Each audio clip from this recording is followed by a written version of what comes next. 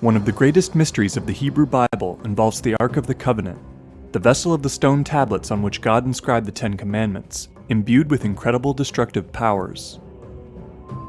The Bible makes frequent and detailed reference to the extraordinary power of the Ark, but the object inexplicably vanishes from historical record sometime in the 6th or 7th century BCE. Many questions remain, but insights from new scholarship and a few ancient traditions expose the remarkable story of this mysterious ancient object. The word ark, as it originally appeared in Hebrew, means a kind of container or a simple boat, and the covenant refers to the agreement Moses made with God to have the Hebrews become his chosen people. The Ark of the Covenant was built to house the Ten Commandments as they were inscribed on 2 stone tablets. The earliest reference to the Ark occurs in Exodus 25 verse 10, when God commands Moses to build him a sanctuary so that he can dwell amongst the Hebrews. The Ark was constructed by divine specifications at 1.2 meters long and 76 centimeters tall and 76 centimeters wide. It was made of acacia wood, a tree associated with the tree of life in mystical traditions, and covered in gold inside and out. The lid was a solid gold slab called the mercy seat, with 2 cherubim angels on top with wings outstretched towards each other. This feature was meant to emulate the 2 cherubim that were standing on opposite sides of God when Moses encountered him on Mount Sinai. God told Moses that he'd speak to him from between these cherubim, and the Bible often describes God appearing here as a vaporous cloud. When God gave Moses the 10 Commandments, he ordered him to place the stone tablets they were written on inside the ark. God also commanded him to place inside of it a pot of manna and the staff of Moses' brother, Aaron, and to consecrate the sacred vessel with the oil of holy ointment. The ark was to serve as a mobile sanctuary for the commandments of God, and for the Spirit of God himself during the Hebrews' 40-year exile in search of the promised land of Israel. The ark was to be carried by the priests of the Levite tribe, the tribe of Moses, on gold-coated acacia wood poles slid through gold rings on its sides, and was to be handled according to specific instructions from God. When not traveling, the ark was placed in a portable fenced-in tent called the tabernacle. The ark was almost never opened in all its history, and it was kept under a veil of badger skins and a blue cloth, shielding onlookers from its supernatural radiance. The ark glowed brilliantly at all times, and was frequently accompanied by clouds, thought to be the vaporous presence of God. During their period of exile, the Hebrew tribes used the ark to incredible effect, both as a weapon against hostile forces and as a tool for manipulating the environment. It was brought into battle in their wars against the Amorites, the Midianites, and the Philistines. In Joshua 3, the river Jordan dried up under the feet of the priests carrying the ark across.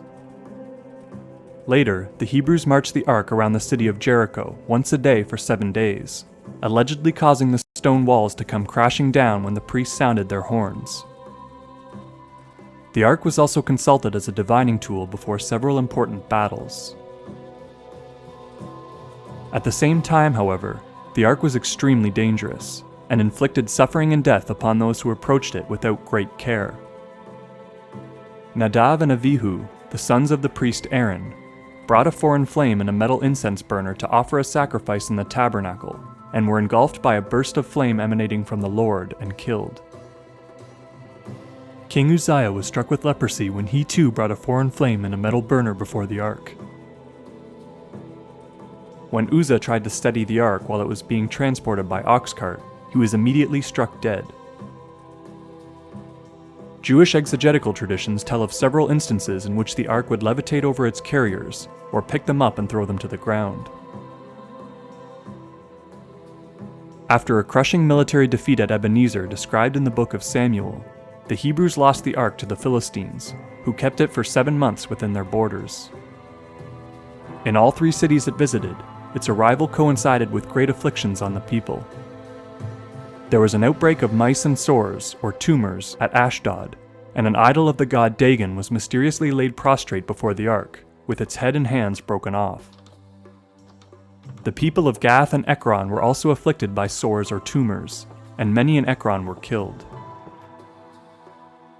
The Philistines returned the ark to Israel in a spirit of apology, and it was passed between several cities before landing in Jerusalem. As it was passing through Beth Shemesh, some of the men there made the mistake of approaching the ark in a profane manner, and according to some translations, touching or looking inside of it, and 70 of them were immediately killed by God. The ark passed through the care of a number of priests after the Hebrews settled the Promised Land, and before the unification of the Kingdom of Israel under King David around 1000 BCE.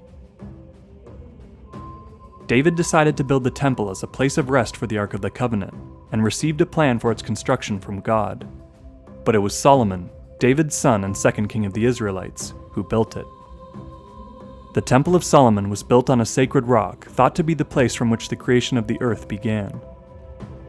The ark sat directly on this rock, called the Shetiah, or foundation stone, enclosed in its own sacred space called the Holy of Holies, where it was safely guarded from the laity. Only the high priest was allowed to enter the Holy of Holies, and only once a year under strict conditions.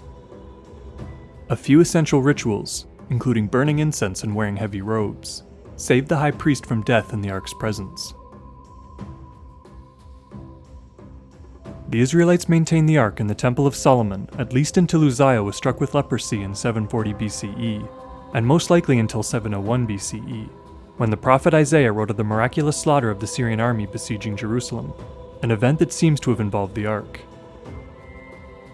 After this, the ark simply vanishes from record, with no mention in scripture of how or why. It's only brought up again to comment on its absence. The first indication that the ark had been removed from Solomon's temple occurs in the book of Jeremiah, written in 626 BCE, when the prophet foresees a time when the Israelites will no longer miss the ark of God. Passages from Kings and Deuteronomy provide further clues that it was gone under the reign of Josiah, which spanned from 641 to 609 BCE. A passage in 2 Chronicles, written in 622 BCE, makes it clear that the ark was absent from the temple when King Josiah commands the Levites to return it there.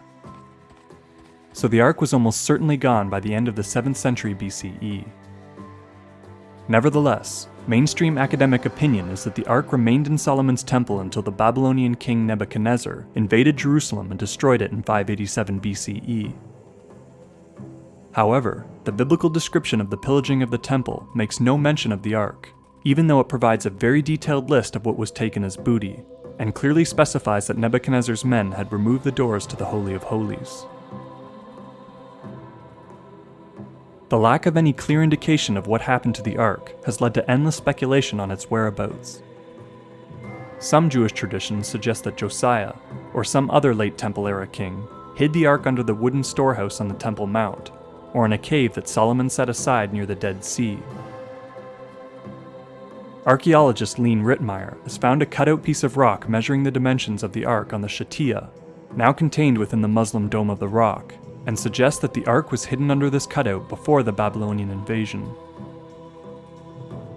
Unfortunately, previous attempts to excavate under the rock have yielded little of interest, and no further excavations are likely to be permitted by religious authorities.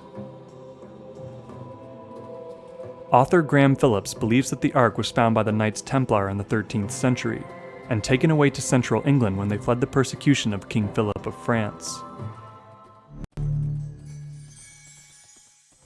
One of the more plausible explanations for the ark's disappearance holds that it was taken to Ethiopia and deposited in the city of Aksum, where the Ethiopian Orthodox Church claims it rests today. The church appoints a monk to keep watch over the ark in the chapel of the Tablet, at the Church of Our Lady Mary of Zion. These monks tend to die within a few years of their appointment, and frequently develop cataracts on their eyes which they attribute to the power of the ark. However, no one but the guardian is allowed to enter the chapel, and the ark is never removed, making the claim difficult to verify. There are a number of historical reasons to believe that the ark resides at Aksum, however. First, there is a dwindling but ancient population of Jews in parts of Ethiopia who claim to have come from Israel thousands of years ago. The Falashas, or Beta Israel as they're called, practice an archaic form of Judaism not observed in Israel since the time of the ark's installment in Jerusalem. The pagan Kamat north of Lake Tana in northern Ethiopia practice many of the ancient Jewish dietary restrictions, and worship in sacred groves as some of the early Hebrews did in the time before the temple. It's possible that there was already a strong Jewish presence in Ethiopia by the time of the Ark's disappearance. A 13th century Ethiopian epic known as the Kebra Nagast tells of the Ark's abduction by Menelik, the mythical son of Solomon and the mysterious queen of Sheba. Menelik stole the Ark while visiting his father and brought it to Ethiopia via the Nile and Takazi rivers, into what the document claims was the native land of Sheba. However, Aksum did not exist in the time of Solomon, and there is very little evidence that anyone named Menelik ever existed, or that Solomon ever had a child with the Queen of Sheba during their rendezvous in Scripture. Various traditions amongst the Falashas offer more plausible accounts for the Ark's arrival. Some hold that the Jews leaving Israel at the time of Menelik's mythical voyage passed through Aswan in Egypt first, and others claim that they built a temple and remained there for several hundred years. German archaeologists have confirmed that there was a Jewish temple on Elephantine Island, near Aswan on the Nile, and that this temple was built to the same dimensions as Solomon's temple in Jerusalem. This Elephantine connection has led British author Graham Hancock to posit a new theory on the Ark's arrival in Aksum in his book The Sign and the Seal.